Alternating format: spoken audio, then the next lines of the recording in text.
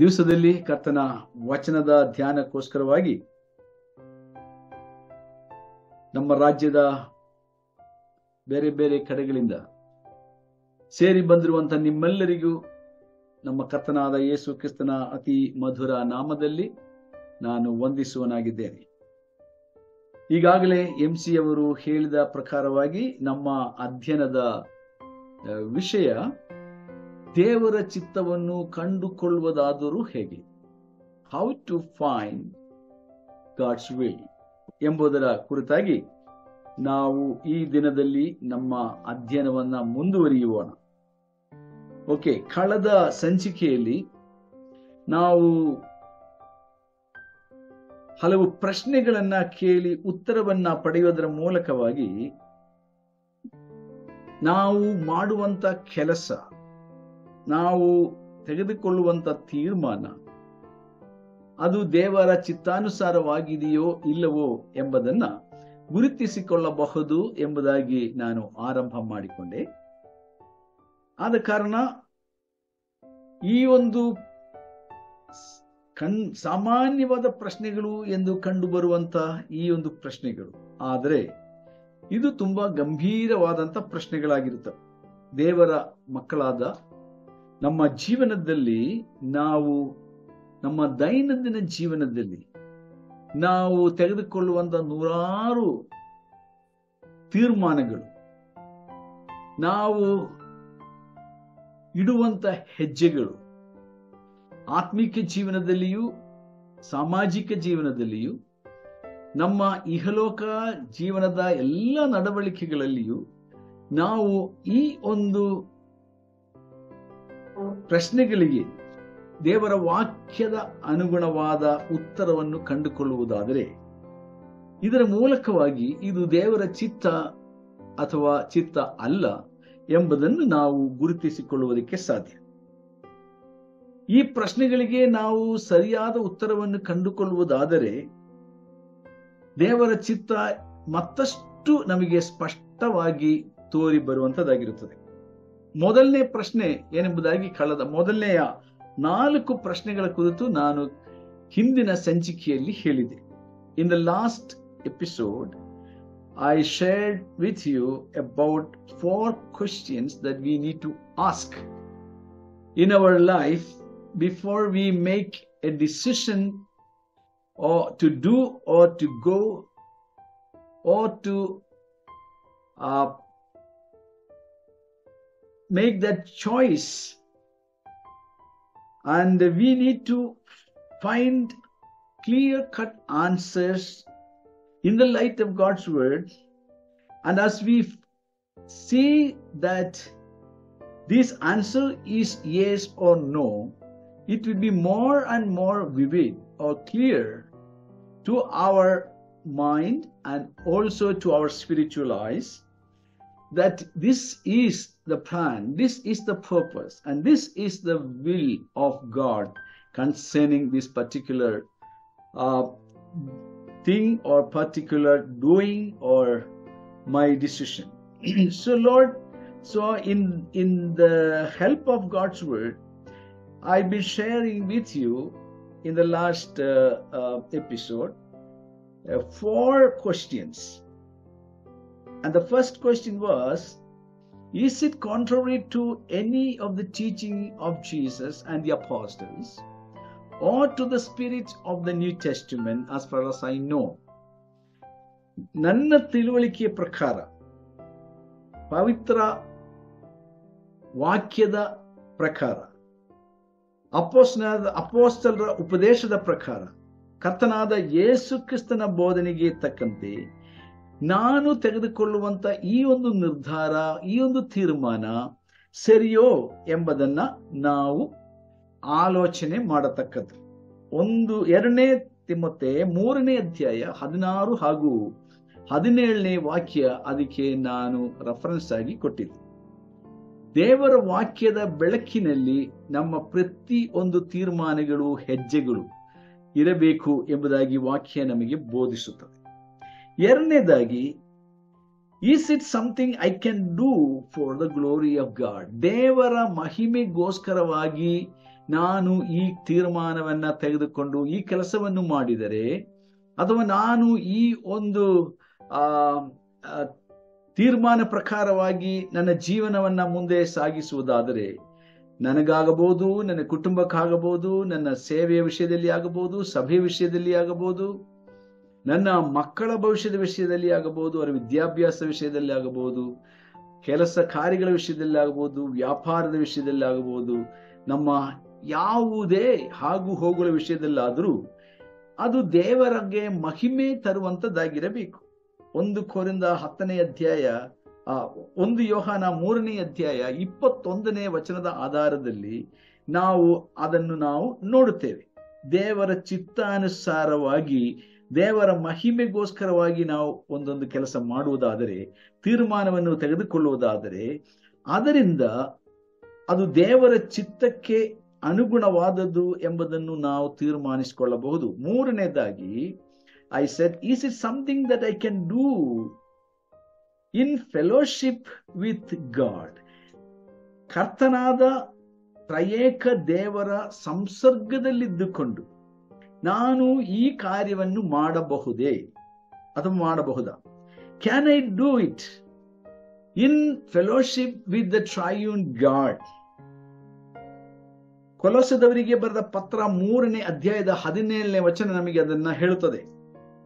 So we must think very clearly before we make that decision, whether it is in accordance with the signature of the triune God.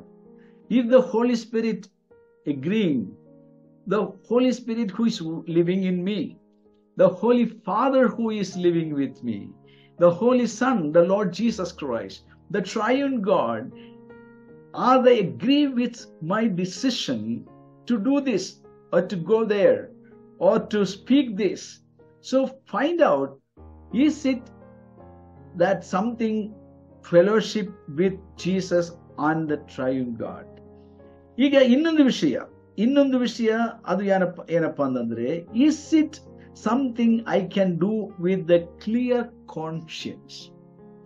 ಬೈಬಲ್ನಲ್ಲಿ 12 ವಿಧವಾದ ಮನಸ್ಸಾಕ್ಷಿಗಳ ಕುರಿತಾಗಿ ನಾವು ಓದುತ್ತೇವೆ. ಅದರಲ್ಲಿ ಒಂದಾನದು ಮನಸ್ಸಾಕ್ಷಿಯಾಗಿದೆ clear conscience, ಶುದ್ಧ ಮನಸ್ಸಾಕ್ಷಿ. So before we do something, we must have a clear conscience in doing that very particular thing. Or before we going to somewhere, we must have a clear conscience that God is guiding us. ಇಲ್ಲಿ ನಾವು ನೋಡುವಾಗ 1 ಯೋಹಾನ 3ನೇ ಅಧ್ಯಾಯದ 21ನೇ ವಚನ ಅದಕ್ಕೆ ಆಧಾರವಾಗಿದೆ.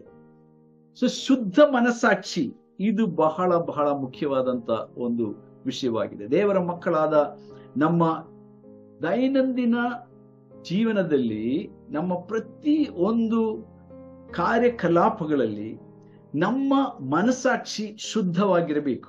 ದೇವರ ದೃಷ್ಟಿಯಲ್ಲಿ ನಮ್ಮ ಮನಸ್ಸಾಕ್ಷಿ ಶುದ್ಧವಲ್ಲದಿದ್ದರೆ, if our conscience is not clear within ourselves, then it is better not to do that. And you better make a double checkup before making that decision. ಹೀಗೆ 4 ಸಂಗತಿಗಳನ್ನ ಹಿಂದಿನ ಸಂಚಿಕೆಯಲ್ಲಿ ನಾನು ಹೇಳಿದೆ. ಇವತ್ತು ನಾನು 5ನೇ ವಿಷಯವನ್ನು ಹೇಳೋದಕ್ಕೆ ಬಯಸ್ತೇನೆ.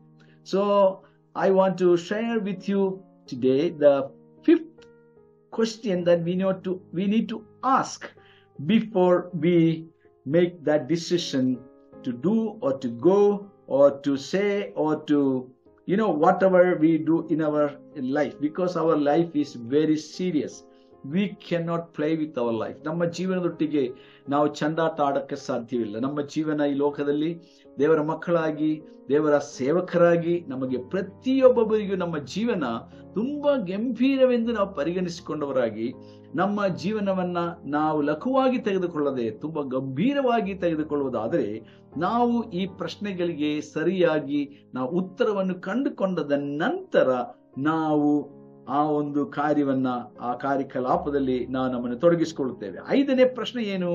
Can I ask God to bless me as I do it? ನಾನು ಈ ಕೆಲಸವನ್ನು ಮಾಡುವಾಗ, ಅದು ಯಾವುದೇ ಕೆಲಸವಾಗಿರಲಿ, ನಿಮ್ಮ ವ್ಯಕ್ತಿಗತವಾದ ಕೆಲಸವಾಗಿರಲಿ, ನಿಮ್ಮ ಕೌಟುಂಬಿಕ ಕೆಲಸವಾಗಲಿ, ನಿಮ್ಮ ಆತ್ಮೀಕ ಯಾವುದೇ ಕಾರ್ಯಕ್ರಮಗಳಾಗಲಿ, ಚಟುವಟಿಕೆಗಳಾಗಲಿ, ನೀವು ಎಲ್ಲಾದರೂ ನೀವು ಪ್ರಯಾಣ ಮಾಡುವ ವಿಷಯದಲ್ಲಿ ಆಗಬಹುದು, ಅಥವಾ ನೀವು ಯಾವುದಾದ್ರೂ ಒಂದು ವ್ಯವಹಾರ ಮಾಡುವಂತ ಕಾರ್ಯದ ವಿಷಯದಲ್ಲಿ ಆಗಬಹುದು, ಯಾವುದೇ ಆದರೂ. ಯಾಕಂದ್ರೆ ನಾವು ದೇವರ ಮಕ್ಕಳಾಗಿದ್ದೇವೆ. ದೇವರ ಮಕ್ಕಳಾದ ನಮ್ಮ ಜೀವನದಲ್ಲಿ ನಾವು ತೆಗೆದುಕೊಳ್ಳುವಂತ ಪ್ರತಿ ಒಂದು ತೀರ್ಮಾನವೂ ಕೂಡ ಅದು ದೇವರ ಚಿತ್ತಾನುಸಾರವಾಗಿರಬೇಕು. Since we are God's children, every decision that we take in our life need to be according to the will of God. And there cannot be anything apart from that. So the first question that we need to ask is, can I ask God to bless me as I do it?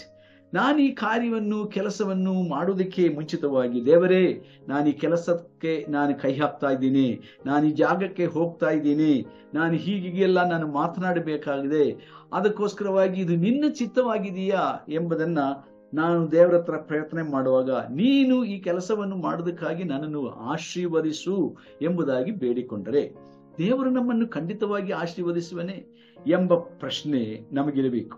2 ಕೊರಿಂಥ ಪತ್ರ 9ನೇ ಅಧ್ಯಾಯ, 2 Corinthians chapter 9 and verse 8, ಅಲ್ಲಿ ಏನಂತ ಬರೆದ ನೋಡ್ರಿ. 2ನೇ ಕೊರಿಂಥ ಪತ್ರ 9ನೇ ಅಧ್ಯಾಯ ಅದರ 8ನೇ ವಚನದಲ್ಲಿ ಹೀಗೆ ಪೌಲನು ಹೇಳುತ್ತಾನೆ, ದೇವರು ಸಕಲ ವಿಧವಾದ ದಾನಗಳನ್ನು ನಿಮಗೆ ಧಾರಾಳವಾಗಿ ಅನುಗ್ರಹಿಸುವುದಕ್ಕೆ ಸಕ್ತನಾದದ್ದರಿಂದ ನೀವು ಯಾವಾಗಲೂ ಎಲ್ಲ ವಿಷಯಗಳಲ್ಲಿ ಪರಿಪೂರ್ಣತೆಯುಳ್ಳವರಾಗಿ ಸಕಲ ಸತ್ಕಾರ್ಯಗಳನ್ನು ಹೇರಳವಾಗಿ ಮಾಡುವವರಾಗಿರಬೇಕು. 9th chapter and verse 8. And God is able to make all grace abound to you, so that having all sufficiency in all things at all times, you may abound in every good work. So all our works must be good before the good God. ಒಳ್ಳೆಯವನಾದ ದೇವರ ಸಮಕ್ಷಮದಲ್ಲಿ ನಮ್ಮ ಸಕಲ ಕೆಲಸಗಳು ಒಳ್ಳೆಯದಾಗಿರಬೇಕು ಎಂಬುದಾಗಿ ಸರಳವಾಗಿ ನಾವು ತಿಳ್ಕೊಳ್ಳುತ್ತೇವೆ. ಎಲ್ಲವನ್ನೂ ಎಂಬುದಾಗಿ ಇಲ್ಲಿ ನಾವು ನೋಡುತ್ತೇವೆ. ಎಲ್ಲ ವಿಷಯಗಳಲ್ಲಿ ಪರಿಪೂರ್ಣತೆಯುಳ್ಳವರಾಗಿ, ನಾವು ಎಲ್ಲ ವಿಷಯಗಳಲ್ಲಿ ಪರಿಪೂರ್ಣತೆಯುಳ್ಳವರಾಗಿರಬೇಕು. ಯಾಕೆ? ನಮ್ಮ ದೇವರು ಪರಿಪೂರ್ಣನಾಗಿದ್ದಾನೆ ಎಂದು ಮತ್ತಾಯನ ಸುವಾರ್ತೆ 6ನೇ ಅಧ್ಯಾಯದಲ್ಲಿ ನಾವು ನೋಡುತ್ತೇವೆ. ಯೇಸು ಸ್ವಾಮಿಯಲ್ಲಿ ಹೇಳುತ್ತಾನೆ, just as my Father who is in heaven is perfect, you also must be perfect. ಪರಲೋಕದಲ್ಲಿರುವ ನನ್ನ ತಂದೆಯು ಪರಿಪೂರ್ಣನಾಗಿರುವ ಹಾಗೆ ನೀವು ಕೂಡ ಪರಿಪೂರ್ಣರಾಗಿರಿ. Okay, sometimes we think that how can I be perfect? ನಾನು ಹೇಗೆ ಪರಿಪೂರ್ಣನಾಗಿರುವುದಕ್ಕೆ ಸಾಧ್ಯ? ದೇವರು ಪರಿಪೂರ್ಣ, ಹೌದು, ಒಪ್ತೀನಿ. ಆದ್ರೆ ಈ ಪಾಪಕ್ಕೆ ಒಳಗಾದ ನಾನು, ಪಾಪದ ವಶದಲ್ಲಿ ಬಿದ್ದಂತ ನಾನು ಪರಿಪೂರ್ಣನಾಗಿ ಜೀವಿಸುವುದಕ್ಕೆ ಸಾಧ್ಯವೇ? ಕೆಲವೊಮ್ಮೆ ನಾವು ನಮ್ಮೊಟ್ಟಿಗೆ ಈ ಪ್ರಶ್ನೆಯನ್ನು ಕೇಳಿ, ನಾವು ನಿಶಕ್ತರು, ದುರ್ಬಲರು, ನಾವು ಅಪರಿಪೂರ್ಣರು, ನಾವು ಖಂಡಿತವಾಗಿ ಕೆಲಸವನ್ನು ಮಾಡುವುದಕ್ಕೆ ಸಮರ್ಥರಲ್ಲ ಎಂಬ ಒಂದು ಮನಸ್ಥಿತಿಗೆ ನಾವು ಬಂದು, ನಾವು ಮಾಡಬೇಕಾದದ್ದನ್ನು ಕೂಡ ಮಾಡಲಿಕ್ಕೆ ಅಸಾಧ್ಯವಾಗುವ ಮಟ್ಟಿನಲ್ಲಿ ನಾವು ಜಾರಿ ಹೋಗುವುದನ್ನು ನಾವು ನೋಡುತ್ತೇವೆ. This is another trick of the devil. ಸೈತಾನನು ನಮ್ಮನ್ನ ಮೋಸಪಡಿಸುವಂತ ಒಂದು ಕೆಲಸ ಇದೆ ಎಂಬುದನ್ನು ನಾವು ಮರೆತು ಹೋಗ್ತೇವೆ. ಹೌದು, ನಾವು ಪಾಪದ ವಶಕ್ಕೆ ಬಿದ್ದವರಾಗಿದ್ರು ಕೂಡ ಯೇಸು ನಮ್ಮೊಳಗೆ ಬಂದದರಿಂದ, ಅಥವಾ ಯೇಸು ಕ್ರಿಸ್ತನು ನಮಗೆ ರಕ್ಷಕನಾಗಿರುವುದರಿಂದ, ಆತನು ಸರ್ವ ಸಂಪೂರ್ಣನಾಗಿರುವುದರಿಂದ, ಕೊಲೋಸ ಪತ್ರದಲ್ಲಿ ನಾವು ಓದುತ್ತೇವೆ 1ನೇ ಅಧ್ಯಾಯ ಮತ್ತು 2ನೇ ಅಧ್ಯಾಯಗಳಲ್ಲಿ, ಯೇಸು ಕ್ರಿಸ್ತನಲ್ಲಿ ದೇವರು ಸರ್ವ ಸಂಪೂರ್ಣತೆಯಿಂದ ವಾಸ ಮಾಡುತ್ತಾ ಇದ್ದಾನೆ. ಹಾಗೆ ವಾಸ ಮಾಡುತ್ತಿರುವಂತ ಸರ್ವ ಸಂಪೂರ್ಣನಾದ ತಂದೆಯಾದ ದೇವರು, ಆ ತಂದೆಯ ಮಗನಾದ ಯೇಸು ಕ್ರಿಸ್ತನು ಸರ್ವ ಸಂಪೂರ್ಣನು, ಆ ಕರ್ತನಾದ ಯೇಸು ಕ್ರಿಸ್ತನ ಮೂಲಕವಾಗಿ ನಮಗೆ ಅನುಗ್ರಹಣವಾದಂತ ಪವಿತ್ರಾತ್ಮನು ಸರ್ವಸಂಪೂರ್ಣನು, ಈ ಸರ್ವಸಂಪೂರ್ಣನಾಗಿರತಕ್ಕಂಥ ಪವಿತ್ರನಾದ ತ್ರಯೇಕ ದೇವರು ನಮ್ಮಲ್ಲಿರುವಾಗ ನಾವು ಸಂಪೂರ್ಣರೇ ಹೌದು. ಅದು ಯೇಸು ಕ್ರಿಸ್ತನ ಮೂಲಕವಾಗಿ ಮಾತ್ರವಷ್ಟೇ. This must be our faith, and we should have this 100% confidence and faith in our triune God, because God the Father is perfect, and His Son the Lord Jesus is perfect, and the Holy Spirit who is given to us through His Son Jesus is also perfect. When this triune perfect God lives in this imperfect human being, of course, I agree that we are fallen in sin. But today we are not fallen person in the sight of God. ದೇವರ ದೃಷ್ಟಿಯಲ್ಲಿ ನಾವು ಬಿದ್ದು ಹೋದ ವ್ಯಕ್ತಿ ಅಲ್ಲ. ಬದಲಾಗಿ ದೇವರ ದೃಷ್ಟಿಯಲ್ಲಿ ತನ್ನ ಕುಮಾರನಾದ ಯೇಸು ಕ್ರಿಸ್ತನ ಮೂಲಕವಾಗಿ ಆತನಿಗೆ ನಾವು ಸರಿ ಸಮಾನರಾಗಿದ್ದಾರೆ. ಆತನ ಜೊತೆಯಲ್ಲಿ ನಾವು ಕೂಡಿಸಲ್ಪಟ್ಟವರು ಎಂಬುದಾಗಿ ಎಫೆಸ ಪತ್ರದಲ್ಲಿ ನಾವು ನೋಡುತ್ತೇವೆ. We are made together to sit with Jesus. We are lifted up from the miry clay.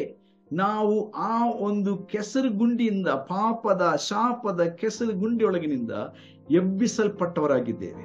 ಪಾಪ ಮತ್ತು ಅಪರಾಧದ ದೆಸೆಯಲ್ಲಿ ಸತ್ತವರಾಗಿದ್ದ ನಮ್ಮನ್ನ ಆ ಸಾವಿನಿಂದ, ಆ ಒಂದು ಸಮಾಧಿಯಿಂದ ನಮ್ಮನ್ನು ದೇವರು ಕ್ರಿಸ್ತನೊಂದಿಗೆ ಎಬ್ಬಿಸಿದ್ದಾನೆ ಎಂಬುದಾಗಿ ಎಫೆಸ ಪತ್ರ 2ನೇ ಅಧ್ಯಾಯದಲ್ಲಿ ನಾವು ಓದುತ್ತೇವೆ. 2000 ವರ್ಷಗಳ ಹಿಂದೆಯೇ ದೇವರು ಈ ಕೆಲಸ ನಮಗೋಸ್ಕರ ಮಾಡಿರುವುದರಿಂದ, ದೇವರು ಯೇಸುವನ್ನು ಎಬ್ಬಿಸಿದಾಗಲೇ ನಮ್ಮನ್ನು ಯೇಸು ಸ್ವಾಮಿಯಲ್ಲಿ ನಂಬಿಕಿಟ್ಟದರಿಂದ, ಅಥವಾ ಒಂದು ದಿವಸ ನಾವು ನಂಬಿಕಿಡುತ್ತೇವೆ ಎಂಬ ನಂಬಿಕೆ ತಂದೆಯಾದ ದೇವರಿಗೂ ಕರ್ತನಾದ ಯೇಸು ಕ್ರಿಸ್ತನಿಗೂ ಪವಿತ್ರಾತ್ಮ ದೇವರಿಗೂ ಇದ್ದದ್ದರಿಂದ ನಮ್ಮನ್ನು ತಂದೆಯಾದ ದೇವರು ಎಬ್ಬಿಸಿದ್ದಾನೆ. ಎಬ್ಬಿಸಿದಷ್ಟೇ ಅಲ್ಲ, ಯೇಸು ಕ್ರಿಸ್ತನ ಜೊತೆಯಾಗಿ ಪರಲೋಕದಲ್ಲಿ ಕೂಡಿಸಲ್ಪಟ್ಟವರು ನಾವು ಎಂಬುದನ್ನು ನಾವು ಮರೆಯಬಾರದು. We must understand our position in Jesus Christ. ಕ್ರಿಸ್ತ ಯೇಸುವಿನಲ್ಲಿ ನಮಗಿರುವಂತ ಆ ಒಂದು ಸ್ಥಾನ ಏನೆಂಬುದಾಗಿ ನಾವು ತಿಳಿದುಕೊಂಡರೆ, ನಾವು ಯಾವತ್ತೂ ಕೂಡ ನಾವು ಆತ್ಮೀಕ ಜೀವನದಲ್ಲಿ ಬಲಹೀನರಾಗಿ ಹೋಗುವುದಿಲ್ಲ. ಅಂದರೆ ನಾವು ತಂದೆಯಾದ ದೇವರ ಚಿತ್ತವನ್ನು ತಿಳಿಯುವುದಷ್ಟೇ ಅಲ್ಲ, ಅದನ್ನು ತಿಳಿದು ಮಾಡುವುದಕ್ಕೂ ಶಕ್ತರಾಗಿದ್ದೇವೆ. ಯಾಕೆ? ನಮ್ಮೊಳಗೆ ಇರುವ ಆತನು ಈ ಲೋಕದೊಳಗೆ ಇರುವವನಿಗಿಂತ ಹೆಚ್ಚಿನವನಾಗಿದ್ದಾನೆ. Hallelujah. The one who is in us is greater than the one who is down up in this world. ಈ ಲೋಕದಲ್ಲಿ ಇರುವಂತಹ ಸೈತಾನನು, ನಮ್ಮನ್ನು ಪಾಪದಲ್ಲಿ ಬೀಳಿಸಿದ ಸೈತಾನನು, ನಮ್ಮನ್ನು ಶಾಪಕ್ಕೆ ಒಳಪಡಿಸಿದ ಸೈತಾನನು, ನಮ್ಮ ವೈರಿಯಾಗಿರತಕ್ಕಂಥ ಸೈತಾನನು, ನಮ್ಮನ್ನು ಆತ್ಮೀಕವಾಗಿ ನಮಗೆ ದೂರದೃಷ್ಟಿ ಇಲ್ಲದಂತೆ ನಮ್ಮನ್ನ ಕುರುಡು ಮಾಡಿದಂತ ಸೈತಾನ, ಅವನಿಗಿಂತ ನಮ್ಮೊಳಗಡೆ ಇರುವಂತ ತ್ರಯೇಕ ದೇವರು, ಪರಿಪೂರ್ಣನಾದ ದೇವರು, ಆತನು ಸಮರ್ಥನಾಗಿದ್ದಾನೆ. Hallelujah. So through him, ಆತನ ಮೂಲಕವಾಗಿ ನಾವು ಎಲ್ಲವನ್ನು ಮಾಡುವುದಕ್ಕೆ ಶಕ್ತರಾಗಿದ್ದೇವೆ ಎಂಬುದಾಗಿ ಇಲ್ಲಿ ನಾವು ನೋಡುತ್ತೇವೆ. ದೇವರು ಸಕಲ ವಿಧವಾದ ದಾನಗಳನ್ನು, ನೋಡ್ರಿ, ಸಕಲ ವಿಧವಾದ ದಾನಗಳು ಪೌಲ್ ಹೇಳ್ತಾ ಇದ್ದಾನೆ. And God is able to make all grace abound to you, so that having all sufficiency, again that word all, ella, sakala vidha, in all things, at all times, ella vishayagalaliyu, ella samayagalaliyu, you may abound in every good work. ನಾವು ಯಾವಾಗಲೂ ಒಳ್ಳೆ ಕಾರ್ಯಗಳೇ, ಸತ್ಕಾರ್ಯಗಳೇ, ಅಂದ್ರೆ ನಮ್ಮ ಪ್ರತಿಯೊಂದು ಕಾರ್ಯಗಳು ಒಳ್ಳೆಯದಾಗಿರಬೇಕು. ಯಾಕೆ?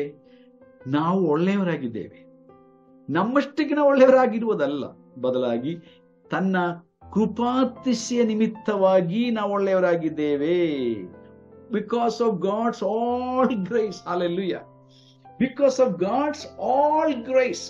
ಯೋಹಾನನ ಸುವಾರ್ತೆ 1ನೇ ಅಧ್ಯಾಯದಲ್ಲಿ ನಾವು ಓದುತ್ತೇವೆ, grace and truth came through his son Jesus Christ.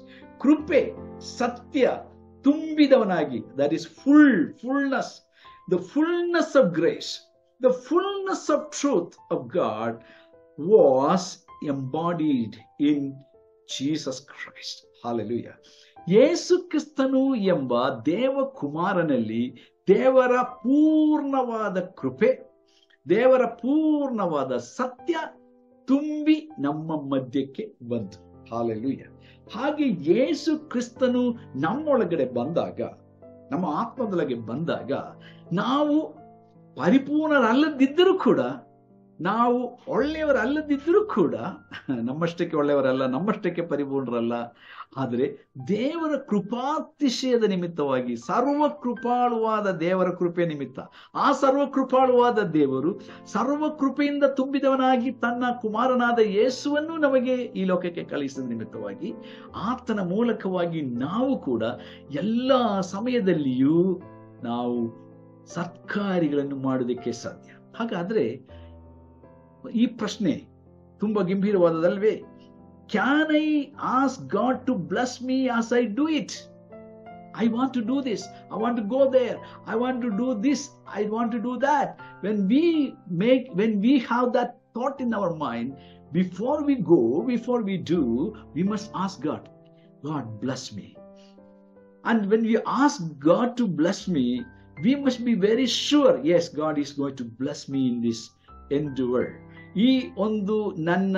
ಈ ಒಂದು ಕೆಲಸದಲ್ಲಿ ದೇವರು ನನ್ನ ಖಂಡಿತ ಆಶೀರ್ವದಿಸುವನು ಎಂಬುವಂತ ಒಂದು ನಿಶ್ಚಯ, ನಂಬಿಕೆ ನಮಗಿರುವುದಾದರೆ ಖಂಡಿತವಾಗಿ ನಾವು ತಿಳ್ಕೊಳ್ತೇವೆ ಇದು ದೇವರ ಚಿತ್ತ.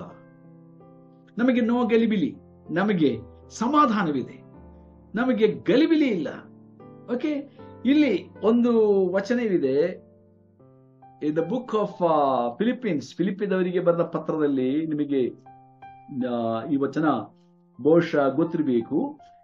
ಚಾಪ್ಟರ್ 6 ಫಿಲಿಪ್ಪಿದವರಿಗೆ ಬರೆದ ಪತ್ರ 4ನೇ ಅಧ್ಯಾಯ 6ನೇ ವಚನದಲ್ಲಿ, ಹಾವ್ ನೋ ಆಂಗ್ಸೈಟಿ, ಯಾವ ವಿಷಯದಲ್ಲಿಯೂ ಎಂಬುದಾಗಿ ಬರೆದಿದೆ. ಯಾವ ವಿಷಯದಲ್ಲಿಯೂ. ಓಕೆ, ಫಿಲಿಪಿಯ 4:6 ನಾನು ಅದು ಕನ್ನಡದಲ್ಲಿ ಓದುತ್ತೇನೆ ನೋಡ್ರಿ. ಯಾವ ಸಂಬಂಧವಾಗಿಯೂ ಚಿಂತೆ ಮಾಡದೆ ಸರ್ವ ವಿಷಯ, ನೋಡ್ರಿ, ಸರ್ವ, ಯಾವ ಒಂದು, ಆಮೇಲೆ ಸರ್ವ, ಆಮೇಲೆ ಇಲ್ಲಿ ದೇವರು ಹೇಳುತ್ತಾನೆ ಎಲ್ಲ ಗ್ರಹಿಕೆ. 7ನೇ ವಚನದಲ್ಲಿ ಎಲ್ಲಾ ಗ್ರಹಿಕೆ. ಸೊ ಯಾವ ಸಂಬಂಧವಾಗಿಯೂ ಚಿಂತೆ ಮಾಡದೆ. ಸೊ ಚಿಂತೆ ಮಾಡಬಾರದು ಎಂಬುದು ದೇವರ ಒಂದು ನೇರವಾದಂತ ಒಂದು ಆಜ್ಞೆಯಾಗಿದೆ. ದೇವರ ಮಕ್ಕಳು ಚಿಂತೆ ಮಾಡಬಾರದು, ಇದು ನಮ್ಮ ಡಿಕ್ಷನರಿಯಲ್ಲಿ ಇರಬಾರದು. We should never be worried, we should not be anxiety about anything in life, and God's children must say amen for that. Okay, ಯಾವ ಸಂಬಂಧವಾಗಿಯೂ, okay, he says, do not be anxious about anything, but in everything, ಎಲ್ಲ ವಿಷಯಗಳಲ್ಲಿಯೂ by prayer, ಪ್ರಾರ್ಥನೆ, then ವಿಜ್ಞಾಪನೆ, and with thanksgiving, ಪ್ರಾರ್ಥನೆ ಮಾಡಬೇಕು, ದೇವರಿಗೆ ವಿಜ್ಞಾಪನೆ ಮಾಡಬೇಕು, ಆಮೇಲೆ ದೇವರಿಗೆ ಕೃತಜ್ಞತಾ ಯಜ್ಞಗಳನ್ನು ಅಥವಾ ಕೃತಜ್ಞತೆಯನ್ನು ಮಾಡಬೇಕು, ಕೃತಜ್ಞತಾ ಸ್ತುತಿಯನ್ನು ಮಾಡಬೇಕು. ಅನಂತರವಾಗಿ ಏನು ಮಾಡಬೇಕು? ದೇವರಿಗೆ ಇದನ್ನು ತಿಳಿಯಪಡಿಸಬೇಕು. We should make it known to God. That is through prayer, through supplication, with thanksgiving. We should make these things known to God. ಆವಾಗ ಬರುವಂತ ರಿಸಲ್ಟ್ ಏನಾಗಿದೆ? What is the outcome? The outcome is said in verse 7. ಆಗ ಎಲ್ಲ ಗ್ರಹಿಕೆಯನ್ನು ಮೀರುವ ದೇವಶಾಂತಿಯು, ಎಲ್ಲ ಗ್ರಹಿಕೆ, sometimes beyond our understanding. Sometimes it can be our misunderstanding also. Not only our understanding, but sometimes it can be a misunderstanding. ನಾವು ಸರಿಯಾಗಿ ಅರ್ಥ ಮಾಡಿಕೊಳ್ಳದೆ ಬಂದಾಗ ನಾವು ಅಪಾರ್ಥ ಮಾಡಿಕೊಳ್ತೇವಲ್ವಾ? ಸೊ ನಮ್ಮ ಗ್ರಹಿಕೆ ಮಾತ್ರವಲ್ಲ, ಅನೇಕ ವಿಷಯಗಳ ಕುರಿತು ನಮಗೆ ಗ್ರಹಿಕೆ ಇದೆ. ಓಕೆ, ಕಾರ್ಯಕಾರಣಗಳ ಮೂಲಕವಾಗಿ ಸರಿಯೋ ತಪ್ಪೋ ಎಂಬುದಾಗಿ ನಾವು ನಿರ್ಧಾರ ಮಾಡಿಕೊಳ್ಳುವುದಕ್ಕೆ, ಒಂದು ತೀರ್ಮಾನಕ್ಕೆ ಬರುವುದಕ್ಕೆ ಸಾಧ್ಯ. ಆದರೆ ಕೆಲವೊಮ್ಮೆ ನಮ್ಮ ಗ್ರಹಿಕೆಯನ್ನು ಮೀರುವಂತ, ಅಥವಾ ನಮ್ಮ ಗ್ರಹಿಕೆಗೆ ಮಿಗಿಲಾಗಿರತಕ್ಕಂಥ ಅಥವಾ ನಾವು ಅಪಾರ್ಥ ಮಾಡಿಕೊಂಡಂತ ವಿಷಯಗಳು, ಎಲ್ಲ ಗ್ರಹಿಕೆಯನ್ನು ಮೀರುವ ಈ ಒಂದು ವಿಷಯ, ಆ ಸಂದರ್ಭದಲ್ಲಿ ಕೂಡ ದೇವರ ಶಾಂತಿ ನಮ್ಮ ಹೃದಯಗಳನ್ನು, ನಮ್ಮ ಆಲೋಚನೆಗಳನ್ನು ನೋಡ್ರಿ ಕ್ರಿಸ್ತ ಯೇಸುವಿನಲ್ಲಿ ಕಾಯುವುದು. Not only hour understanding, even our misunderstanding can be also surpassed with God's knowledge, with God's understanding. And God can guard our hearts.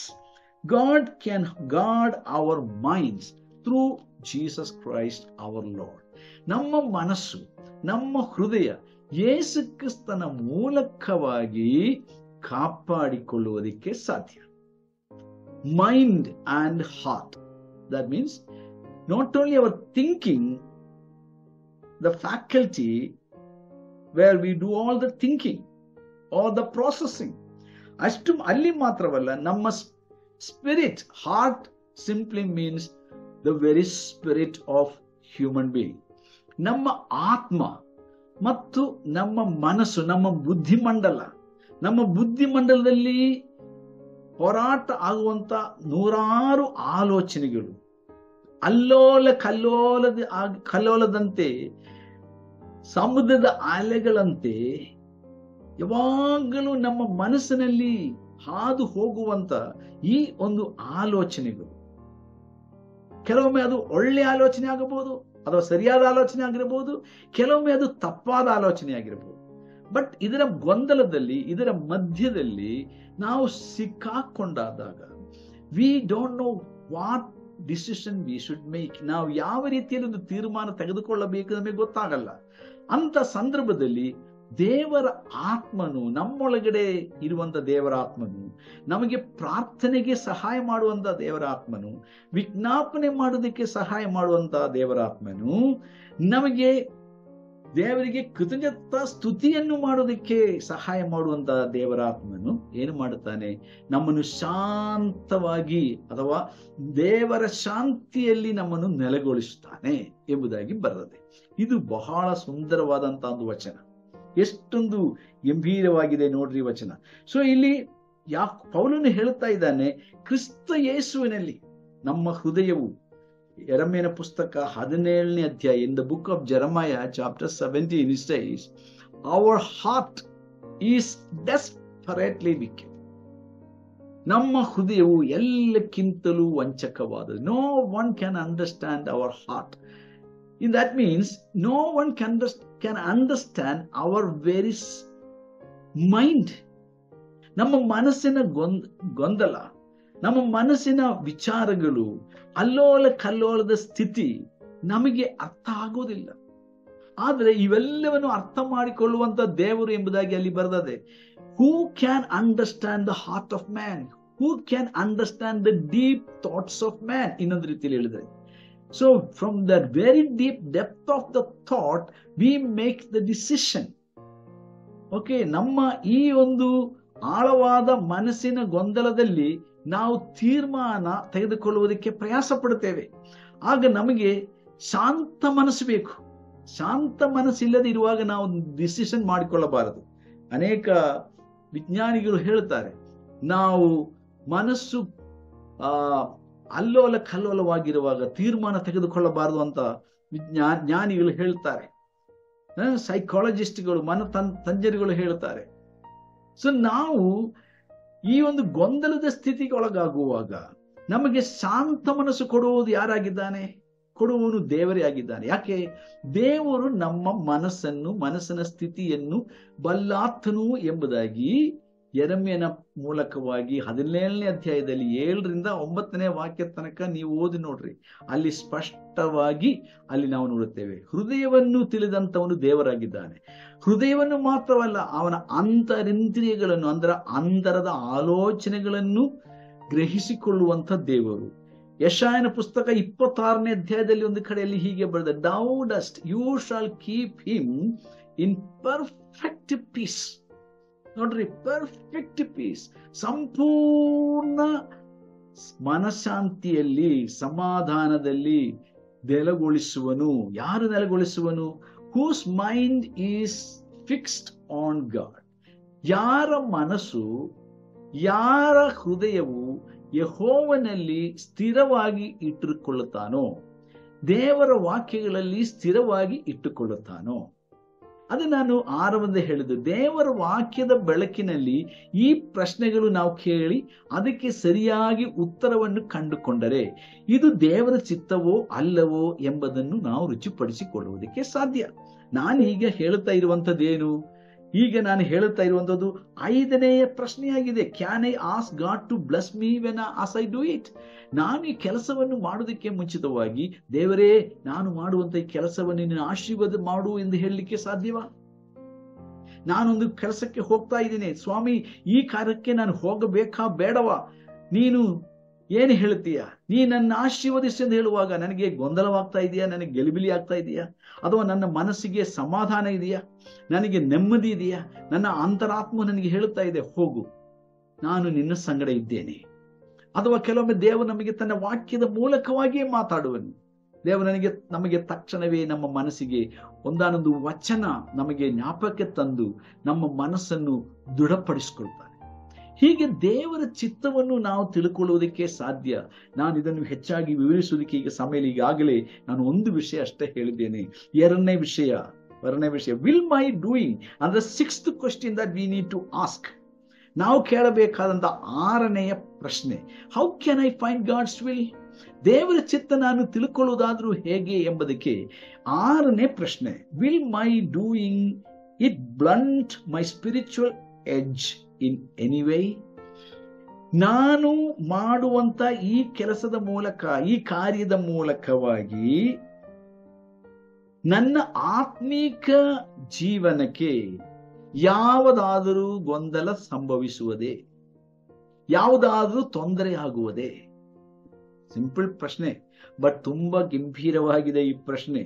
ನಾನು ಮಾಡುವಂತ ಈ ಕೆಲಸದ ನಿಮಿತ್ತವಾಗಿ ಅಥವಾ ನಾನು ತೆಗೆದುಕೊಳ್ಳುವಂತ ಈ ನಿರ್ಧಾರದ ಪರಿಣಾಮವಾಗಿ ನನ್ನ ಆತ್ಮೀಕ ಜೀವನಕ್ಕೆ ಪೆಟ್ಟಾಗ್ತದ?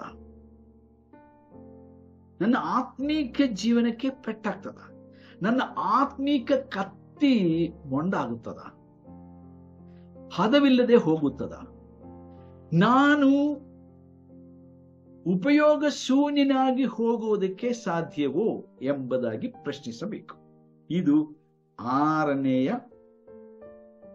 ಪ್ರಶ್ನೆ. 2 ತಿಮೊಥೆ 2ನೇ ಅಧ್ಯಾಯ, 2 Timothy chapter 2 verse 15. 2 Timothy chapter 2 and verse 15. Now what does it says? ಏನು ಹೇಳುತ್ತೆ ಗೊತ್ತಾ ನಿಮಗೆ? 2ನೇ ಅಧ್ಯಾಯ 15ನೇ ವಚನ, ನೀನು ದೇವರ ದೃಷ್ಟಿಗೆ ಯೋಗ್ಯನಾಗಿ ಕಾಣಿಸಿಕೊಳ್ಳುವುದಕ್ಕೆ ಪ್ರಯಾಸ ಪಡು. ಅಪೊಸ್ತಲನಾದ ಪೌಲನು ತಿಮೊಥೆಯನೆಂಬ ಯೌವನಸ್ಥನಾಗಿದ್ದ ದೇವರ ಸೇವಕನಿಗೆ, ಸಭಾಪಾಲಕನಿಗೆ, ಒಬ್ಬ ಸಭೆಗಳ ಅಧ್ಯಕ್ಷನಿಗೆ ಹೇಳಿದ ಮಾತಿದು. ನೀನು ದೇವರ ದೃಷ್ಟಿಗೆ ಯೋಗ್ಯನಾಗಿ ಕಾಣಿಸಿಕೊಳ್ಳುವುದಕ್ಕೆ ಪ್ರಯಾಸ ಪಡು. ನಮ್ಮ ಆತ್ಮೀಯ ಜೀವನ ಒಂದು ದೈನಂದಿನದ ಪ್ರಯಾಸವಾಗಿದೆ. ಈ ದೈನಂದಿನದ ಪ್ರಯಾಸದಲ್ಲಿ ನಾವು ಏನು ಗುರಿಟ್ಕೊಳ್ಳಬೇಕು? ದೇವರ ದೃಷ್ಟಿಗೆ ಯೋಗ್ಯನಾಗಿ ಕಾಣಿಸಿಕೊಳ್ಳುವುದಕ್ಕೆ ಪ್ರಯಾಸ ಮಾಡಬೇಕು. Okay, do your best to present yourselves to God as one approved unto God. AUG certificate. Approved unto God. ಇಲ್ಲಿ ಬರ್ತದೆ, ದೇವರಿಗೆ ಯೋಗ್ಯನಾಗಿ ಕಾಣಿಸಿಕೊಳ್ಳುವುದಕ್ಕೆ ನೀನು ಪ್ರಯಾಸ ಪಡು. A worker who has no need to be ashamed, rightly handling the word of God ಅಂತ.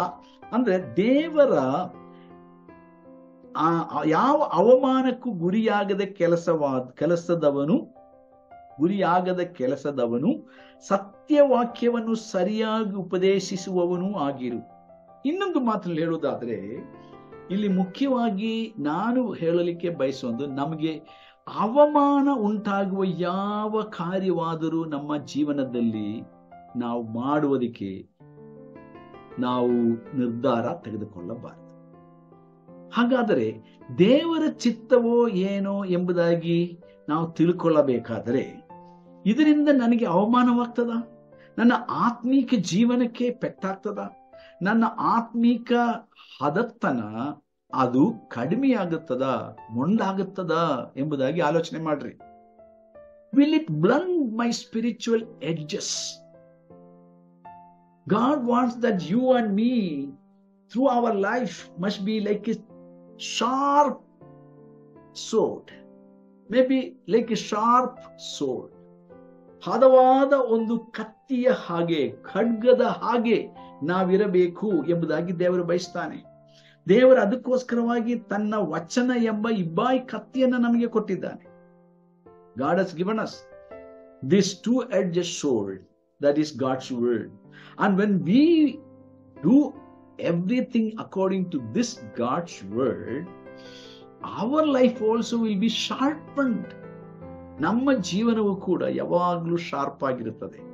ಯಾಕಂದ್ರೆ ದೇವರ ವಚನ ಎಂಬ ಈ ಬಾಯಿ ಕತ್ತಿಗೆ ನಮ್ಮನ್ನು ಯಾವಾಗಲೂ ಒಳಪಡಿಸಿಕೊಂಡು ನಾವು ಜೀವಿಸುವಾಗ, ನಮ್ಮ ಜೀವನವನ್ನು ಸಾಗಿಸುವಾಗ ನಾವು ಕೂಡ ಯಾವಾಗಲೂ ಶಾರ್ಪ್ ಆಗಿರುವುದಕ್ಕೆ ಸಾಧ್ಯ. ಸೈತಾನ ನಮ್ಮನ್ನು ಯಾವ ರೀತಿಯಲ್ಲಿ ಮೊಂಡು ಮಾಡಕ್ಕೆ ಸಾಧ್ಯವಿಲ್ಲ. ಮೊಂಡತನ ಎಂಬುದು ನಮ್ಮ ಜೀವನದಲ್ಲಿ ಇರುವುದೇ ಇಲ್ಲರಿ ಪ್ರಿಯರೇ. ಸೊ ದೇವರ ಚಿತ್ತದ ಪ್ರಕಾರವಾಗಿ ನಾನು ಜೀವಿಸುವುದಕ್ಕೆ ನನಗೆ ಸಹಾಯ ಮಾಡುವಂಥದ್ದು ಏನಾಗಿದೆ? ನಾನು ಯಾವಾಗಲೂ ಈ ಪ್ರಶ್ನೆಗಳಿಗೆ ನಾನು ಉತ್ತರವನ್ನು ಹುಡುಕುತ್ತಾ ನನ್ನ ಪ್ರತಿಯೊಂದು ಆತ್ಮೀಕ ಕಾರ್ಯಕಲಾಪಗಳನ್ನು ಮುಂದುವರಿಸಿಕೊಳ್ಳಬೇಕು. So ask this question sixthly, will my doing it blunt my spiritual edge in any way? ಯಾವ ಕಾರಣಕ್ಕೂ. ಯಾಕಂದ್ರೆ ದೇವರು ನಮ್ಮನ್ನು ನೋಡುತ್ತಾನೆ. ಎರಡನೇ ಪೂರ್ವಕಾಲ ವೃತ್ತಾಂತದಲ್ಲಿ in second Chronicles, okay, in the book of second Chronicles, ಎರಡನೇ ಪೂರ್ವಕಾಲ ವೃತ್ತಾಂತ 16ನೇ ಅಧ್ಯಾಯ, ಅದರಲ್ಲಿ 9ನೇ ವಚನ ನಿಮಗೆ ಪರಿಚಿತವಾದ ವಚನ. It says god is looking from above. Okay, ಈಗ ಈ ದಿನಮಾನಗಳಲ್ಲಿ ನಿಮಗೆಲ್ಲರಿಗೂ CC ಕ್ಯಾಮರಾ ಅಂದ್ರೆ ಗೊತ್ತು ಅಲ್ವಾ? ಕೆಲವೊಂದು ಬಿಲ್ಡಿಂಗಿನಲ್ಲಿ ನಾವು ಬಿಲ್ಡಿಂಗ್ ಒಳಗೆ ಹೋದರೆ ಸೈಡಿನಲ್ಲಿ ಕ್ಯಾಮರಾ ಇರುತ್ತದೆ, ಮೇಲ್ಛಾವಣಿಯಲ್ಲಿ ಕ್ಯಾಮರಾ ಇರುತ್ತದೆ, ಎಲ್ಲೋ ಹೊರಗಡೆ ಮರದ ಮೇಲೆ ಕ್ಯಾಮರಾ ಇರ್ತದೆ. ಓಕೆ, ಸೊ ಎಲ್ಲೆಲ್ಲೋ ಕ್ಯಾಮ್ರಾಗಳಿರ್ತದೆ. ಕೆಲವೊಮ್ಮೆ ನಮಗೆ ಗೊತ್ತಾಗಲ್ಲ ಎಲ್ಲಿ ಕ್ಯಾಮರಾ ಇಟ್ಟಿದೆ ಅಂತ ಅಲ್ವಾ? ಈ ಒಂದು ದಿನಗಳು CCTV ಕ್ಯಾಮರಾಗಳ ಒಂದು ಯುಗ ಅಂತ ಹೇಳಿದ್ರೆ ತಪ್ಪಾಗುತ್ತೆ. ಎಲ್ಲಿ ನೋಡಿದ್ರು CC ಕ್ಯಾಮರಾಗಳೇ, ನಮಗೆ ಗೊತ್ತಾಗಲ್ಲ.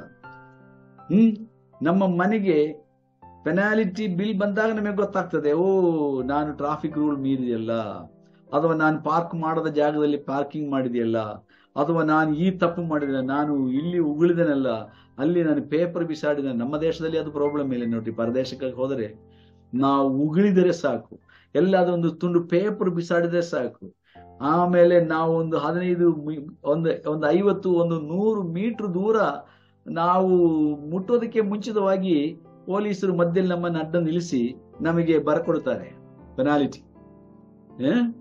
ಸೊ ನಮಗೆ ಗೊತ್ತಾಗಲ್ಲ, ಕಾರಣ ಎಲ್ಲ ಕಡೆ ಕ್ಯಾಮ್ರಾ ಇದೆ. ಸ್ಟ್ರೀಟ್ ಕಂಬಗಳ ಮೇಲೆ ಕ್ಯಾಮ್ರಾ ಇರ್ತದೆ, ಕೆಲವೊಮ್ಮೆ ಬಿಲ್ಡಿಂಗಿನ ಮೇಲೆ ಕ್ಯಾಮ್ರಾ ಇರ್ತದೆ, ಕೆಲವೊಮ್ಮೆ ಮರದ ಮೇಲೆ ಕ್ಯಾಮ್ರಾ ಇರ್ತದೆ. ಎಲ್ಲಿ ಕ್ಯಾಮ್ರಾ ಇರ್ತದೆ ಗೊತ್ತಿಲ್ಲ. ಇವೆಲ್ಲ ನಿಜ. ಆದರೆ ಸೃಷ್ಟಿಕರ್ತನಾದ ದೇವರು, ಭೂ ಪರಲೋಕಗಳನ್ನು ಉಂಟು ಮಾಡಿದಂತ ದೇವರು ಪರಲೋಕದಿಂದ ನಮ್ಮನ್ನು ಬಾಗಿ ನೋಡುತ್ತಾನೆ ಎಂಬುದಾಗಿ ನಾವು ಎರಡನೇ ಪೂರ್ವಕಾಲ ವೃತ್ತಾಂತದಲ್ಲಿ ಓದುತ್ತೇವೆ ನೋಡ್ರಿ. ಎರಡನೇ ಪೂರ್ವಕಾಲ ವೃತ್ತಾಂತ 16ನೇ ಅಧ್ಯಾಯದ 9ನೇ ವಚನದಲ್ಲಿ, for the eyes of the Lord run to and fro throughout the whole earth to show his might in behalf of those whose heart is blameless toward him. So ತನ್ನನ್ನು ಹುಡುಕುವವರು ಮತ್ತು ಹೃದಯಪೂರ್ವಕವಾಗಿ ದೇವರನ್ನು ಹುಡುಕುವವರನ್ನ, ದೇವರನ್ನು ಮೆಚ್ಚಿಸುವವರನ್ನ ದೇವರು ಪರಲೋಕದಿಂದ ನೋಡುತ್ತಾನೆ. ಪರಲೋಕದಿಂದ ನೋಡುವಂತ ಒಬ್ಬ ದೇವರು ನಮಗಿದ್ದಾನೆ.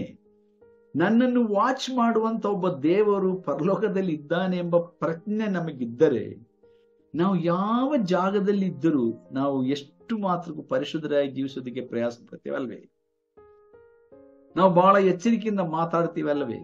ಒಂದು ವೇಳೆ ಒಂದು ರೂಮ್ ಒಳಗೆ ಕೂತಿರುವಾಗ ನಮ್ಮ ಮಾತುಗಳೆಲ್ಲವೂ ರೆಕಾರ್ಡ್ ಮಾಡುವಂತ ಮೈಕ್ಗಳು ರೂಮಿನಲ್ಲಿ ಇದೆ ಅಂತ ನಮಗೆ ಗೊತ್ತಾದ್ರೆ ನಾವು ಎಷ್ಟು ಸೂಕ್ಷ್ಮವಾಗಿ ಮಾತಾಡಲ್ವೇ?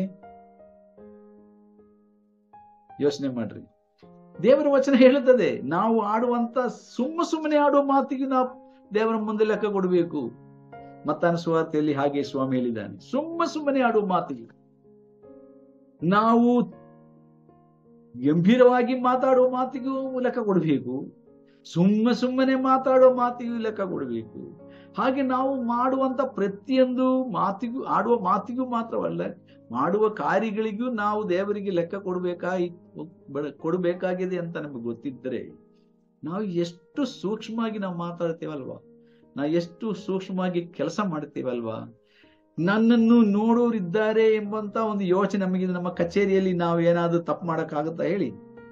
ಸಪೋಸ್ ನಾವು ನಮ್ಮ ಕಚೇರಿಯಲ್ಲಿ ಒಂದು CC ಕ್ಯಾಮರಾ ಇದ್ದರೆ, ನಮ್ಮ ಅಧಿಕಾರಿ ಆ CC ಕ್ಯಾಮರಾದಿಂದ ನಮ್ಮನ್ನು ನೋಡ್ತಾ ಇದ್ದಾನೆ, ನಮ್ಮ ಕೆಲಸವೆಲ್ಲ ವೀಕ್ಷಿಸ್ತಾ ಇದ್ದಾನೆ ಅಂತ ನಮಗೆ ಪ್ರಜ್ಞೆ ಇದ್ದರೆ ನಾವು ಲಂಚ ತಗೊಳ್ತೇವಾ? ಅಥವಾ ನಾವು ಏನಾದ್ರೂ ಬೇಡವಾದ ಕೆಲಸ ಮಾಡ್ತೇವಾ?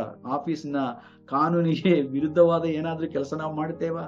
ಅಥವಾ ನಾವು ಆಡುವಂತ ಪ್ರತಿಯೊಂದು ಮಾತುಗಳು ರೆಕಾರ್ಡ್ ಆಗುತ್ತೆ ಅಂತ ನಮಗೆ ಗೊತ್ತಿದ್ದರೆ ನಮ್ಮ ಮುಂದೆ ಬಂದು ನಿಂತುಕೊಳ್ಳುವಂತ ಜನರೊಟ್ಟಿಗೆ ನಾವು ಯಾವ ರೀತಿಯಲ್ಲಿ ನಾವು ಮಾತಾಡ್ತೇವೆ?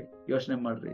ಈಗ ನಾನು ನಿಮ್ಮ ಮುಂದೆ ಮಾತಾಡುವ, ನನ್ನ ಮುಂದೆ ಒಂದು ಕ್ಯಾಮ್ರಾ ಇದೆ, ನನ್ನ ಪದಗಳೆಲ್ಲ ರೆಕಾರ್ಡ್ ಮಾಡುವಂತ ಒಂದು ಮೈಕ್, ಒಂದು ರೆಕಾರ್ಡಿಂಗ್ ಮಿಷಿನ್ ಇದೆ. ಆದ ಕಾರಣ ಆಲೋಚನೆ ಮಾಡಿ ಮಾತಾಡ್ತೇನೆ. ಸೊ ನಾನು ಯಾವಾಗಲೂ ನನ್ನ ದೃಷ್ಟಿಯನ್ನು ಕ್ಯಾಮರಾ ಮುಂದೆ ನಾನು ಬಹಳ ಮುಂದೆ ಪ್ರಜ್ಞೆಯಿಂದ ನಾನು ಮಾತಾಡಿಕೊಳ್ತೇನೆ. ಯಾಕೆ? ನನ್ನ ಮುಂದೆ ಕ್ಯಾಮ್ರಾ ಇದೆ ಅಥವಾ ನನ್ನ ಮುಂದೆ ಮೈಕ್ ಇದೆ. ಈಗ ದೇವರು ನಮ್ಮನ್ನು ಪರಲೋಕದಿಂದ ವೀಕ್ಷಿಸುತ್ತಾನೆ, ದೇವರು ನಮ್ಮನ್ನು ಕೇಳುತ್ತಾನೆ. ಈ ಪ್ರಜ್ಞೆ ಇದ್ದರೆ ದೇವರ ಮಕ್ಕಳಾದಂತ ನಾವು ಎಷ್ಟು ಗಂಭೀರವಾಗಿ ಈ ಲೋಕದಲ್ಲಿ ಜೀವಿಸ್ತೇವೆ. ಅದಕ್ಕೆ ನಾನು ಆರಂಭದಲ್ಲಿ ಹೇಳಿದ್ದೆ, ವಿ ಕ್ಯಾನಾಟ್ ಪ್ಲೇ ಅರೌಂಡ್. ಈ ಲೋಕದಲ್ಲಿ ದೇವರ ಮಕ್ಕಳಾಗಿ ನಾವು ಹುಡುಗಾಟದ ಕೆಲಸ ಮಾಡಬಾರದು, ಈ ಲೋಕದಲ್ಲಿ ಜೀವನ ಮಾಡಬಾರದು, ಹುಡುಗಾಟದ ಜೀವನ ಮಾಡಬಾರದು. ನಮ್ಮ ಪ್ರತಿಯೊಂದು ದಿನದ ಜೀವನವು ದೇವರ ಮುಂದೆ ಬಹಳ ಬೆಲೆಯುಳ್ಳದ್ದು. ಹಾಲೆಲೂಯ. ಆದ ಕಾರಣ ನಾವು ಬಹಳ ಸೀರಿಯಸ್ ಆಗಿ ನಾವು ಜೀವಿಸಬೇಕು ಈ ಲೋಕದಲ್ಲಿ. ಪೌಲನು ಅದನ್ನೇ ಹೇಳ್ತಾ ಇದ್ದಾನೆ, ಕಾಲವು ಸುಮ್ಮನೆ ಕಳೆಯಬೇಡ್ರಿ. ಯಾಕಂದ್ರೆ ಸಮಯವು ಬಹಳ ಬೆಲೆಯುಳ್ಳದ್ದು, ಸಮಯವು ತುಂಬಾ ಬೆಲೆಯುಳ್ಳದ್ದಾದ ಕಾರಣ ನೀವು ತುಂಬಾ ಎಚ್ಚರಿಕೆಯಿಂದ ಜೀವನ ಮಾಡ್ರಿ ಎಂಬುದಾಗಿ ಪೌಲ ಹೇಳ್ತಾನೆ ಎಫೆಸದವರಿಗೆ ಬರೆದ ಪತ್ರದಲ್ಲಿ. ಸೊ ನಾವು ಇಲ್ಲಿ ಪೌಲನು ಹೇಳ್ತಾ ಇದ್ದಾನೆ 2 ತಿಮೋಥ ಪತ್ರದಲ್ಲಿ, ನೀವು ಹೇಗೆ ಜೀವನ ಮಾಡಬೇಕು, ನೀವು ಪ್ರತಿಯೊಬ್ಬರು ಕೂಡ ನೀವು ಬಹಳ ಎಚ್ಚರಿಕೆಯಿಂದ ಜೀವಿಸಿರಿ ಎಂಬುದಾಗಿ ಪೌಲನು ಇಲ್ಲಿ ಹೇಳುತ್ತಾನೆ.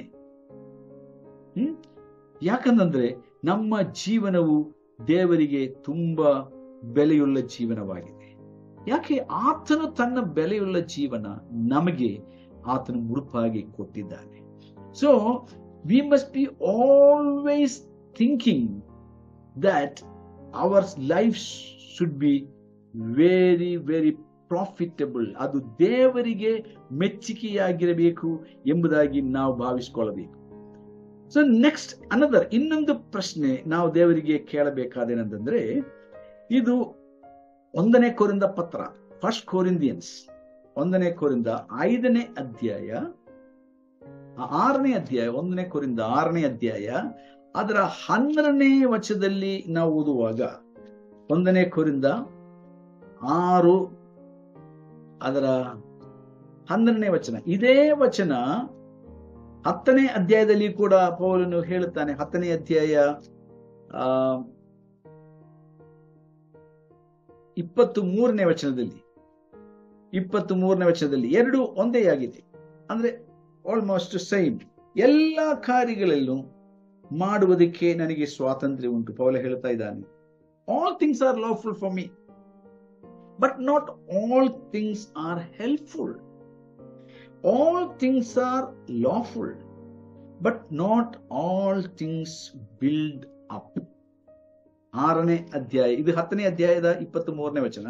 ಈಗ 6ನೇ ಅಧ್ಯಾಯದ 12ನೇ ವಚನವನ್ನು ನೀವು ಗಮನಿಸುವುದಾದರೆ, ಎಲ್ಲ ಕಾರ್ಯಗಳನ್ನು ಮಾಡುವುದಕ್ಕೆ ನನಗೆ ಸ್ವಾತಂತ್ರ್ಯವೇನೋ ಉಂಟು.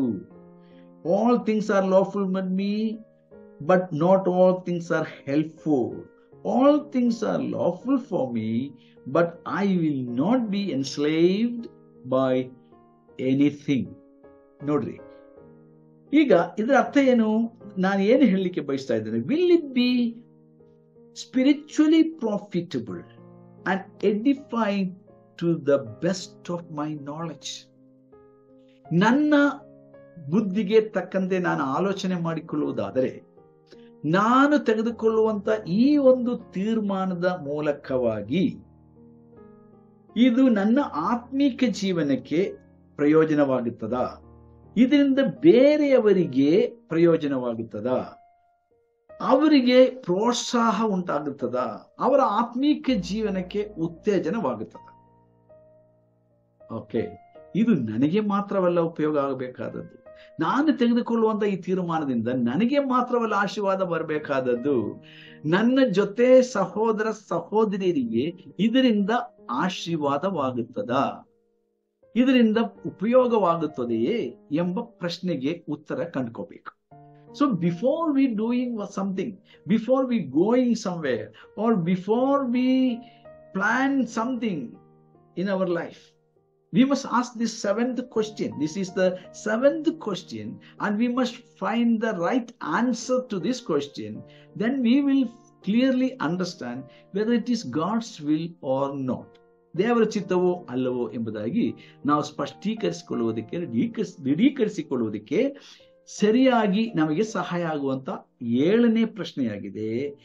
ಈ ಕೆಲಸ ನಾನು ಮಾಡಿದರೆ ಇದರಿಂದ ನನಗಾಗಲಿ ಇತರರಿಗಾಗಲಿ ಆತ್ಮೀಕ ಉತ್ತೇಜನ ಆಗುತ್ತದಾ, ಆತ್ಮೀಕ ಪ್ರಯೋಜನ ಉಂಟಾಗುತ್ತದೋ ಎಂಬುದಾಗಿ ನಾವು ಪ್ರಶ್ನಿಸಬೇಕು. ಯಾಕೆ?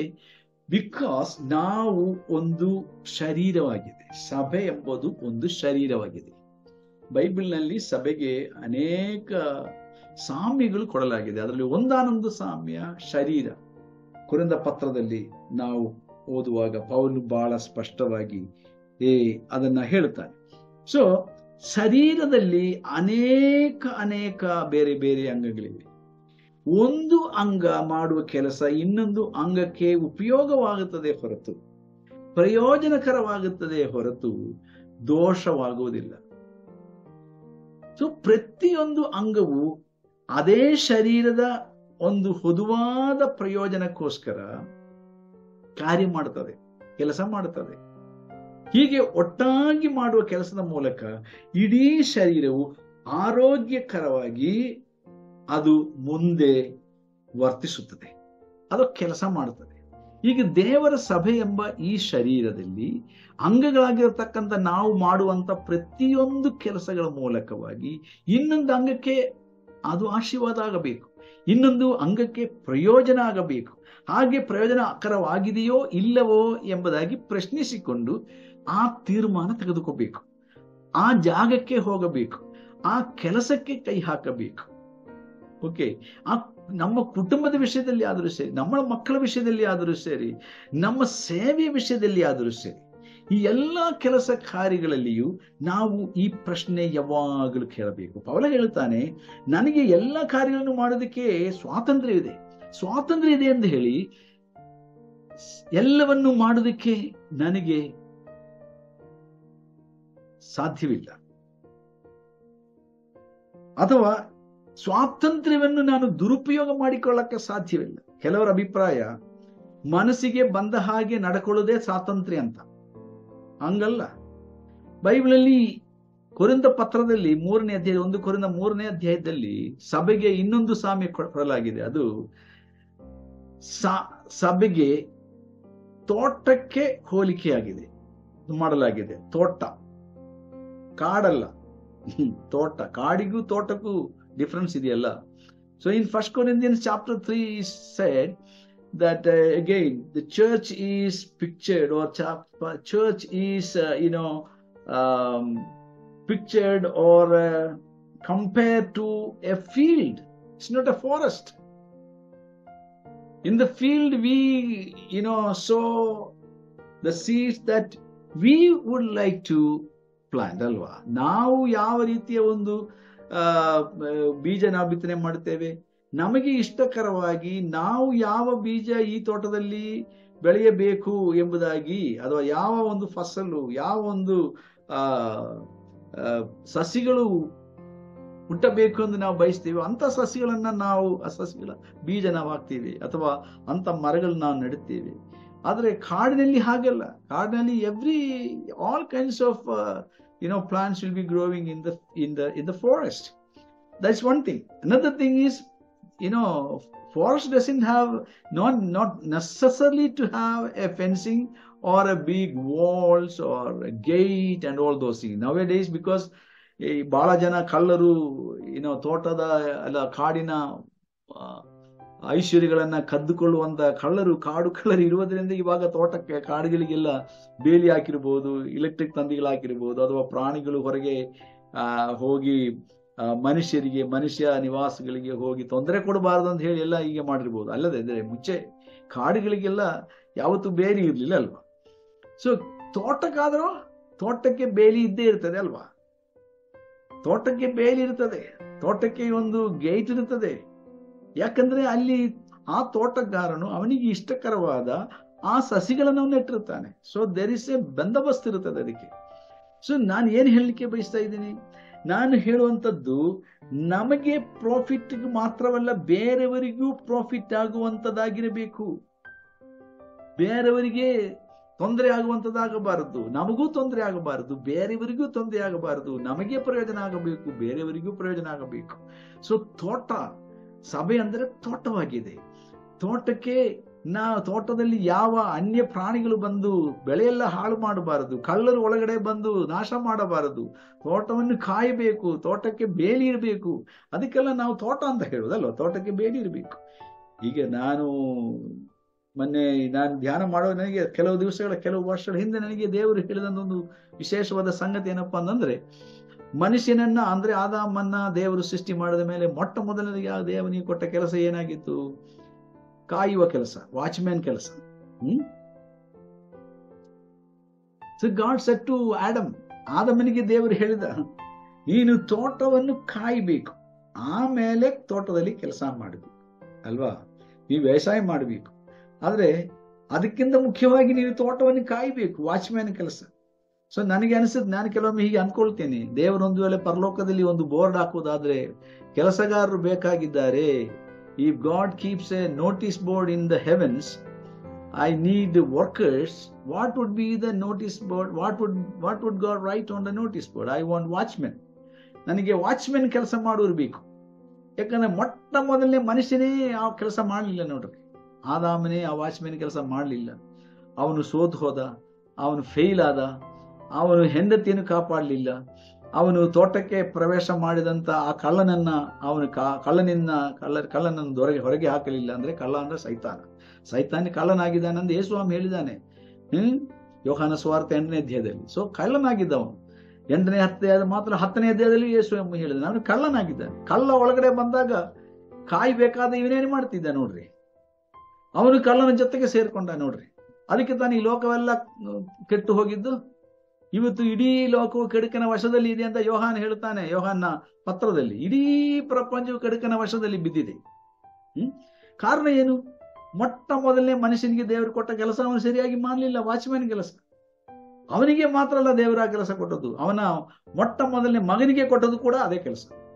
ನೀವು ಆಶ್ಚರ್ಯ ಪಡಬಹುದು, ಏನಪ್ಪ ಇವರು ಏನು ಹೇಳ್ತಾ ಇದ್ದಾರೆ ಅಂತ. You may think what I am talking about. Think about the first man who was born to Adam and Eve. ಆದಮ ಅವಳಿಗೆ ಹುಟ್ಟಿದಂತ ಮೊಟ್ಟ ಮೊದಲನೆಯ ಮಗ, ಅವನ ಹೆಸರೇನ್ರಿ? What was his name? What is his name? Cain. Yes, in the book of Genesis, ಆದಿಕಾಂಡ ಪುಸ್ತಕ 4ನೇ ಅಧ್ಯಾಯದಲ್ಲಿ ನಾವು ಓದ್ತೀವಿ. 4ನೇ ಅಧ್ಯಾಯದಲ್ಲಿ ಕೈನನು ದೇವರಿಗೆ ವಿರುದ್ಧವಾಗಿ ಪಾಪ ಮಾಡುತ್ತಾನಲ್ವಾ, ನಮಗೆಲ್ಲರಿಗೂ ಗೊತ್ತಿದೆ. ಕೈನನು ಅವನು ತನ್ನ ತಮ್ಮನನ್ನ ಕೊಲ್ತಾನೆ. ಅಪ್ಪನಿಗೆ ದೇವರು ಕರೆದ, ಆದಾಮನೇ ನೀನ್ ಎಲ್ಲಿದೀಯಪ್ಪ, ನೀನು ಕಾಯುವ ಕೆಲಸ ಬಿಟ್ಟು ನೀನ್ ಎಲ್ಲಿ ಹೋಗಿದೀಯ ಅಲ್ವಾ. ಅದೇ ದೇವರು ಕೇಳಿದ ಪ್ರಶ್ನೆಯ ಒಂದು ಉತ್ತರ. ಆ ದೇವರಿಗೆ ಪ್ರಶ್ನೆ ಕೇಳಿದಕ್ಕೆ ಒಂದು ಕಾರಣ, ನಿನಗೆ ನಾನು ಕಾಯುವ ಕೆಲಸ ಕೊಟ್ಟ, ಎಲ್ಲಿ ಹೋಗಿದೆ ನೀನು? ಎಲ್ಲಿ ಕತ್ತೆ ಕಾಯಕ್ ಹೋಗಿದೆ ನೀನು? ನಿನಗೆ ನಾನು I given you the watchman work and you have failed in my job, in your job. Okay, but God called him, Cain where are you, ನೀನ್ ಎಲ್ಲಿದ್ಯಪ್ಪ? ಎರಡನೇದು, ಅವನ ಮಗನು, ಮೊದಲನೇ ಮಗ, ಅದಕ್ಕೆ ಮುಂಚೆ ಅವನಿಗೆ ಹೆಣ್ಮಕ್ಳೆಲ್ಲ ಹುಟ್ಟಿದ್ರು ಎಂಬುದಾಗಿ 6ನೇ ಅಧ್ಯಾಯದಲ್ಲಿ ಇದೆ. ಬಟ್ ಅವನಿಗೆ ಗಂಡು ಮಕ್ಕಳು ಹುಟ್ಟಿದಾಗ ಮೊದಲನೇ ಮಗ ಅವನ ಹೆಸರು ಕೈಯಿನನು, ಎರಡನೇ ಮಗನ ಹೆಸರು ಹೇಬೇಲನು. ಹೇಬೇಲನಿಗೂ ಇವನಿಗೂ ಜಗಳ ಆಗಿ ಅಣ್ಣನಾದ ಕೈಯಿನನು ಅಥವಾ ಕೈಯಿನನು ತಮ್ಮನಾದ ಹೇಬೇಲನನ್ನ ಕೊಂದು ಹಾಕಿದ ಅಲ್ವಾ. ಕೊಂದು ಹಾಕಿದಾಗ ದೇವರು ಬರ್ತಾನೆ. ದೇವರಿಗೆ ಗೊತ್ತಿಲ್ಲ ಅಂದಲ್ಲ, ದೇವರಿಗೆ ಗೊತ್ತು. ಭೂಮಿಯ ಮೇಲೆ ನಡೆಯುವುದೆಲ್ಲ ದೇವರಿಗೆ ಗೊತ್ತು. ನಾನು ಆಗಲೇ ಓದಿದ್ದೆಲ್ಲ ವಾಕ್ಯದಿಂದ 2ನೇ ಪೂರ್ವಕಾಲ ಓದ, ದೇವರು ಪರಲೋಕದಿಂದ ಸ್ಕ್ಯಾನಿಂಗ್ ಮಾಡ್ತಾನೆ. ಪರಲೋಕದಿಂದ ದೇವರು ಸಿಸಿ ಕ್ಯಾಮರಾ ಅಲ್ಲ, ದೇವರ ಕಣ್ಣು ಅದಕ್ಕಿಂತ ಎಷ್ಟು how many millions times sharp ಅಲ್ವಾ ದೇವರ ಕಣ್ಣು. ಪರಲೋಕದಿಂದ ದೇವರು ನೋಡುವಾಗ ದೇವರ ಕಣ್ಣು ಎಷ್ಟು ಸೂಕ್ಷ್ಮವಾಗಿದೆ. ಪರಲೋಕದಿಂದ ನೋಡುವ ದೇವರು ಕೈಯನ್ನು ಕರೀತಾನೆ, ಕೈಯನೇ ನಿನ್ನ ತಮ್ಮನು ಎಲ್ಲಿದ್ದಾನೆ? Where is your brother? ಕೈಯಿನ್, ನಿನ್ನ ಬ್ರದರ್ ಎಲ್ಲಿದ್ದಾನೆ? ನಿನ್ನ ಸಹೋದರನಲ್ಲಿದ್ದಾನೆ. ಅವನೇನು ಕೇಳಿದ? ಅದು ಅವನೇನು ಹೇಳಿದ ದೇವರಿಗೆ? What was the answer of Cain to God?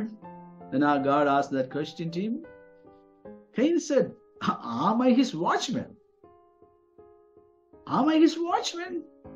ನಾನೇನು ಅವನಿಗೆ ಕಾವಲುಗಾರನೇ ಎಂಬುದಾಗಿ ಕೇಳುತ್ತಾನೆ.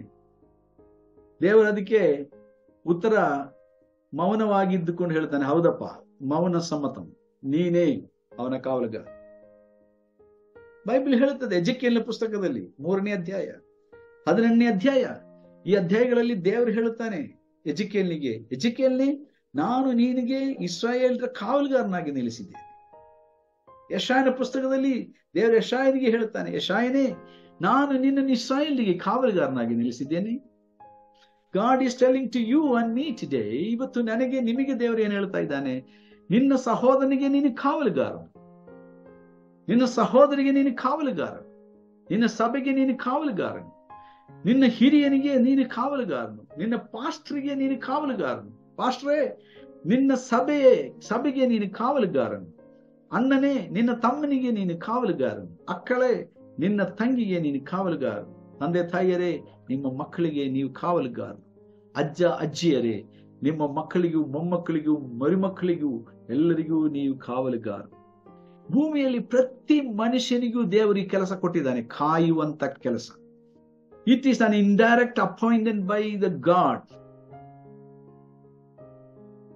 ಓಕೆ, ಕಣ್ಣಿಗೆ ಕಾಣದಿರತಕ್ಕಂಥ ಸರ್ವಶಕ್ತನಾದಂಥ ದೇವರು ಪ್ರತಿ ಮಾನವನಿಗೂ ಕೊಟ್ಟಿರ್ತಕ್ಕಂಥ ನೇರವಾದ ಕೆಲಸವಾಗಿದೆ. ಪರೋಕ್ಷ ಅಂತ ನಾನು ಹೇಳಲ್ಲ, ನೇರವಾಗಿ ದೇವರು ಕೊಟ್ಟಿದ್ದಾನೆ ಕೆಲಸ. ಪ್ರತಿಯೊಬ್ಬರಿಗೂ, ಅಣ್ಣನಾಗಿರ್ಬೋದು, ಅಕ್ಕ ಆಗಿರ್ಬೋದು, ಅಪ್ಪ ಆಗಿರ್ಬೋದು, ಅಮ್ಮ ಆಗಿರ್ಬೋದು, ಅಜ್ಜ ಆಗಿರ್ಬೋದು, ಅಜ್ಜಿ ಆಗಿರ್ಬೋದು, ಪಾಸ್ಟರ್ ಆಗಿರ್ಬೋದು, ಹಿರಿಯ ಸೇವಕರಾಗಿರ್ಬೋದು, ಕಿರಿಯ ಸೇವಕನಾಗಿರ್ಬೋದು. ದೇವರು ನಮಗೆಲ್ಲರಿಗೂ ಕೊಟ್ಟಿರುವಂತಹ ಅತಿ ದೊಡ್ಡ ಒಂದು ಕೆಲಸವಾಗಿದೆ, ಕಾವಲು ಮಾಡುವ ಕೆಲಸ. ಯೆಶಾಯನ ಪುಸ್ತಕದಲ್ಲಿ ದೇವರು ಯೆಶಾಯನಿಗೆ ಹೇಳ್ತಾನೆ, ಅದು ಯೆಶಾಯನ ಮೂಲಕವಾಗಿ ಕೇಳುತ್ತಾನೆ, ಸಮಯ ಎಷ್ಟಾಯ್ತು? ಕಾವಲುಗಾರನೇ, ಸಮಯ ಎಷ್ಟಾಯ್ತು? ಇನ್ನೂ ಬೆಳಕಾಗ್ಲಿಲ್ವಾ? ಹೌದು, ಇದು ಕತ್ತಲು ಹೋಗಿ